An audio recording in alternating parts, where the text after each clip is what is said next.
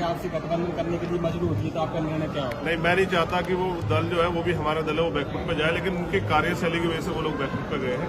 मैं आजाद समाज पार्टी के बारे में जवाब देने के लिए बैठा हूँ। आजाद समाज पार्टी आगे बढ़ेगी क्योंकि आजाद समाज पार्टी के कार्यकर्ता मेहनती और ईमानदार हैं और वो संघर्ष कर रहे हैं। क्योंकि काशीराम साहब का आज जन्मदिवस है, पूरे देशवासियों को उसके लिए बधाई, दुनिया में जो लोग उनके फॉलो करते हैं उनको बधाई। लेकिन उनके रास्ते में हमें चलना पड़ेगा। उन्होंने कहा कि सत्ता संघर्ष से मिलेगी और अगर हमें बीजेपी को रोकना है या उस दल को रोकना है सत्ता में स्थापित है तो उससे ज्यादा काम करना पड़ेगा। जो लोग 1 महीने 2 महीने राजनीति करते हैं उनके हिस्से में वही आए। हम तो पहली बार आए मैदान में लड़ने के लिए। जनता ने हमें जो वोट दिया उनका धन्यवाद। हम 24 घंटे 5 साल राजनीति करके लोगों के बीच में रहकर अपने आंदोलन को मजबूत किया। चंद्रशेखर, बीजेपी ने जो टाइम जो आगे बढ़वाया है उससे आपको फायदा होगा या नुकसान होगा? नहीं, हमें तैयारी करनी है। जहाँ जहाँ हमारी तैयारी हुई है वो तैयारी और आगे बढ़ेगी और बाकी जिन्होंने बढ़वाया कुछ सोच समझ के बढ़वाया होगा। हमें उससे कोई फर्क नहीं पड़ता। हमें काम करना, जब भी इलेक्शन आएगा हम लड़ेंगे ही। तो हमें भी समय मिला क्योंकि हम मैदान में उतरने वाले हैं। तो मैंने तो कहा ना, आप मुझे गलियों में दिल्ली की घूमते देख लें। पार्टी के क्या उद्देश्य रहेंगे सर? पार्टी के उद्देश्य मैं सब कुछ बता चुका हूँ कि जो समस्या यहाँ की बुनियादी, जैसे एमसीडी में सबसे बड़ी समस्या है सफाई कर्मचारियों, उस पर हम लोग काम करेंगे। मुख्यमंत्री ने कहा कि हर घर तक साफ जल पहुंचाएंगे। नारा बदल के साफ दारू पहुंचाने लगे। उन्होंने कहा कोरोना वॉरियर्स सब लोगों को 1 करोड़ रुपए का मुआवजा देंगे, नहीं दिया। तो यहाँ जो एमसीडी में जो परेशानियां हैं उनको दूर करने के लिए यहाँ की जो टीम है उन्होंने मेहनत की है। वो चाहते हैं एमसीडी में आजाद समाज पार्टी से उतरे और जीते और वहाँ की समस्याओं को, चाहे वो सड़क की हो या पानी की हो या बिजली की हो या टैक्स की हो, सब चीजों पे काम करें। किसी भी पार्टी ने वाल्मीकि समाज को टिकट नहीं दिया और आपने अभी इतने दुनिया भर के नाम गिना दिए आपने प्रत्याशी हो गए, ये क्यों किया आपने? देखिए, मैं समझता हूँ कि जिसकी इतनी संख्या बढ़ी उसकी इतनी हिस्सेदारी। जिनका यहाँ मुख्यमंत्री होना चाहिए था, अगर उनका पार्षद बन रहा था, इस पर आपको नाराज नहीं होना चाहिए, खुश होना चाहिए कि जिनकी भागीदारी, जिनके वोट ज्यादा है उनको ज्यादा टिकट दिए गए हैं। और मेरा प्रयास रहेगा कि बहुजन समाज के जितने भी लोग जातियां हैं उन सबको टिकट मिले, क्योंकि जिनकी संख्या भी कम है उनको भी हमें आगे बढ़ाना है, उनका भी हाथ पकड़ना है। यही सामाजिक न्याय है। हमारा प्रयास रहेगा कि आने वाले कल में यहाँ मुख्यमंत्री भी शोषित वर्ग का बने, इसलिए हम अपनी जड़ें मजबूत करें। उत्तर प्रदेश में क्या कमी रही जो बहुजन वहाँ इकट्ठा नहीं हो पाया, फिर दोबारा बीजेपी की पूर्ण बहुमत से सरकार बनी?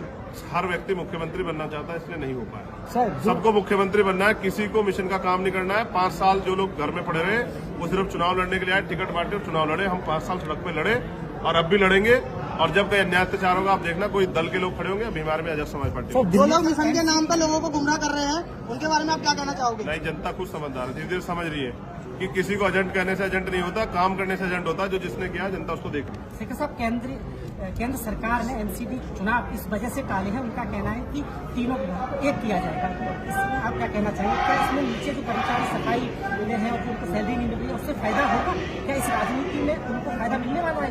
देखिए, उन दलों की जिनकी बात आप कर रहे हैं वो सिर्फ हमारे पैर धोते हैं क्योंकि उनको हमारी वोट चाहिए। उनको कभी उनके एजेंडे में हमारी समस्या रही नहीं। तो हमें अपनी समस्याओं की जानकारी खुद, और अब हमने अपनी लड़ाई को अपने कंधों पर उठाने का फैसला लिया है जीते जी। तो इसलिए चुनाव जब भी होंगे हमारे प्रदेश मजबूत से लड़ेंगे और हमें उनको जीतने के लिए जो भी मदद हमारे तरफ से होगी उसके लिए हम लोग सड़कों पर रहकर आंदोलन करेंगे, गली गली जाकर लोगों को अपील करेंगे। सफाई कर्मचारियों का कितना समर्थन आपकी पार्टी को मिल रहा है ये समय बताएगा। अभी तो हम लोग काम करें। सर, दिल्ली में जो फ्री उन्होंने तो सबको बनाया, अब मैं उनसे अपील करूंगा खुद को ही बना लो। कब तक दूसरों के हाथ फैलाते रहोगे? कब तक दूसरों के हाथ फैला के उनसे उम्मीद करते रहोगे? कब तक ठगे जाते रहोगे?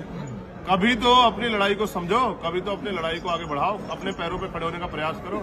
जिनके भरोसे उन्होंने ठगाया, अब ठगे ना जाए, इसलिए कह रहा हूँ तैयार हो जाए। सर, दिल्ली में लगातार जो फ्री स्कीम चल रही है, अरविंद केजरीवाल फ्री बस सेवा, फ्री राशन, सब कुछ चला रहा है, तो आजाद समाज पार्टी क्या स्कीम लेकर आने वाली जनता? हम अपने लोगों को पैरों पे खड़ा होना सिखाएंगे। हाँ। ये जो सरकार फ्री में दे ना, हमने बताया कि रोटी, कपड़ा, मकान, शिक्षा, चिकित्सा, रोजगार, सुरक्षा, ये तो कॉन्स्टिट्यूशन देता है। सरकार क्या दे रही है? पैसा तो हमारा ही ले रही है ना, टैक्स तो दिल्ली के लोग ही दे रहे हैं ना, उसी पैसे तो सब कुछ होगा। लेकिन लोगों के दिमाग में तो बुखार चढ़ा हुआ है ना, उसको उतारना पड़ेगा ना सर। एक धर्म का बुखार, एक फ्री का बुखार। और फिर ये सरकार पे, अब मैं कहना नहीं चाहता लेकिन सच ये है कि दिल्ली में सिर्फ शेड्यूल कास्ट बहुजन समाज के लोगों को लूटा गया है, अपना उनका निशान दिखा के। अब वो लूटेंगे नहीं, अब वो अपने पैरों पर खड़े होने का प्रयास कर रहे हैं। सर, ईवीएम पर तमाम पार्टियों ने मतलब आरोप लगाया, आगे क्या आने वाला है? इसलिए मैंने आरोप नहीं लगाया क्योंकि मैं तो बहुत दिन पहले कह चुका कि ईवीएम से वोटों की चोरी हो रही है। लेकिन चुनावी दल जो है ना, मैं इसलिए चुप था कि आंदोलन करेंगे चंद्रशेखर और आनंद लेंगे ये विपक्षी दल। जब चुनाव होता है तो ये चुनाव लड़ने आते हैं, 5 साल कहाँ रहते हैं। अगर ये अब ईवीएम पे रो रहे हैं तो ईवीएम पे बड़ा आंदोलन कौन तय कर रहा है? किसी राष्ट्रीय दल ने कहा है कि हम आंदोलन करेंगे? उनका काम है सिर्फ चुनाव लड़ना, हार जाए तो ईवीएम की बात करना। अगर ये विपक्षी दल अब ईवीएम के खिलाफ आवाज न उठाए जो मुख्य रूप से हैं, तो इनको क्या समझा जाए? ये जनता को बहुत समाज को गुमराह कर रहे हैं। नहीं, ये जनता को बेवकूफ समझते हैं। जनता इनको बेवकूफ बना रही है, ये जनता को बेवकूफ बना रहे हैं। हिसाब बराबर चल रहा है। आंदोलन ठेकेदारी हटाओ मोर्चा, मैं उसका समर्थन करता हूँ। आप समर्थन उनकी मांगों का पूरा समर्थन चीज हो है, रहा है। वो हम अपने मैनिफेस्टो में भी डालेंगे। जो अधिकारी है वो बात नहीं करना चाह रहे, उनका ये कहना, मैं कवर कर रहा हूँ, उनका कहना है कि हमारे पास जीती हुई यूनियन है, हम उससे बात करेंगे, इससे क्यों बात करें? हाँ, इसीलिए हम एमसीडी में अपने जीते हुए लोग भेजेंगे जिनसे बात करनी पड़ेगी, जो कॉलर पकड़ के बात करना जानते हैं। इसलिए हम चाहते हैं कि एमसीडी ये अधिकारी बात करें, इसलिए अधिकारियों को चलाने वाले लोग तैयार करने पड़ेंगे। वही तैयार करने का काम एमसीडी के जरिए हम अपनी जड़ें जो है मजबूत कर रहे हैं दिल्ली में। फिर विधानसभा चुनाव भी आएगा, लोकसभा चुनाव भी आएगा, हमें वो भी लड़ते हैं। इस बार उम्मीद है एमसीडी में रिजल्ट आएगा।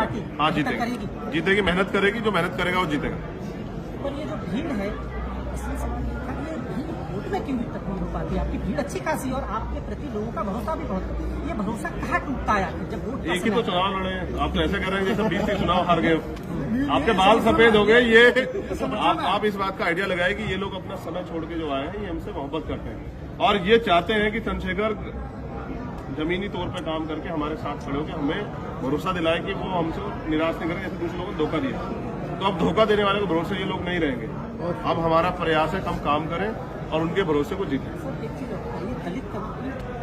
और आपको इनको भीड़ नहीं कहना चाहिए, ये मालिक है, यही तो लोग बनाते हैं।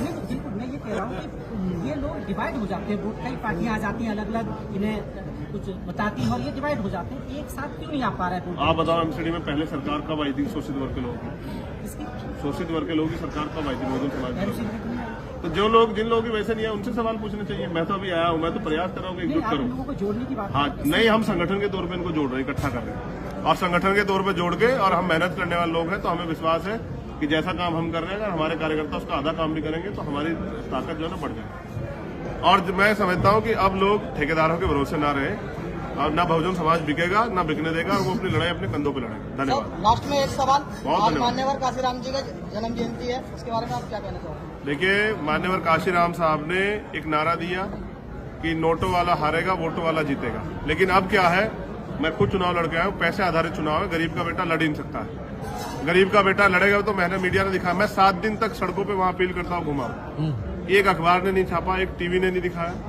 तो इसका मतलब वो हमें नकारते रहेंगे, लेकिन हमें इस लोकतंत्र के जरिए अपनी ताकत बनानी है। तो अब हमने नारा जो है, जैसे पीछे लिखा हुआ है, वोट हमारा राज तुम्हारा, नहीं चलेगा, नहीं चलेगा। उसके साथ जिसकी इतनी संख्या भारी उसकी इतनी हिस्सेदारी, इसी नारे को लेके हम जाएंगे। पहले बहुजन समाज में भाईचारा बनाएंगे, उनको बताएंगे कि धर्म के आंधी में अपने वोट को बांटना नहीं है, अपनी वोट से शक्ति बनानी है। इसलिए एकजुट होकर आजाद समाज पार्टी को वोट करें। जहाँ गरीबों पर अत्याचार और शोषण हो रहा है, आप वहाँ दिखते हो, सर क्या कहना है इसके बारे में? नहीं, मैं लगता हूँ मैं ही दिखता हूँ। नहीं, आप दिखते हो सर, सोशल एक मीडिया नाम होता है हर जगह, वो भी चंद्रशेखर आजाद। नहीं, मेरा काम है और हमारे अध्यक्ष जी बैठे हैं, हम सब लोग करते हैं। चंद्रशेखर तो सिर्फ अभी क्योंकि चंद्रशेखर जिम्मेदार दी गई, बाकी बीमार में आजाद समाज पार्टी के कार्यकर्ता उतना ही समर्पित जितना मैं, और वो काम करता है। उसी की वजह से मेरे जैसे गरीब को पहचान मिली। आज अगर एक गरीब का बेटा यहाँ दिल्ली में बैठा हुआ है इस ऑडिटोरियम में, तो बाबा साहब अम्बेडकर की देन, और अगर राजनीति कर रहा है तो मान्यवर साहब काशीराम। तो दोनों महापुरुषों का जो आंदोलन है उसको मंजिल तक पहुंचाना है। यहाँ एक कुर्सी है इसमें थोड़ी दूर पे ही, 7 रेसकोर्स रोड पे, उस पर हमारी नजर है। जितना जल्दी समाज तैयार हो उतना जल्दी हम लोग उसकी तरफ को आगे बढ़े, और जिस दिन यहाँ उस कुर्सी पे हमारा व्यक्ति बैठेगा इस विचारधारा का, उस दिन ये देश खुशहाल होगा, उस दिन संविधान पूर्ण रूप से लागू होगा। धन्यवाद।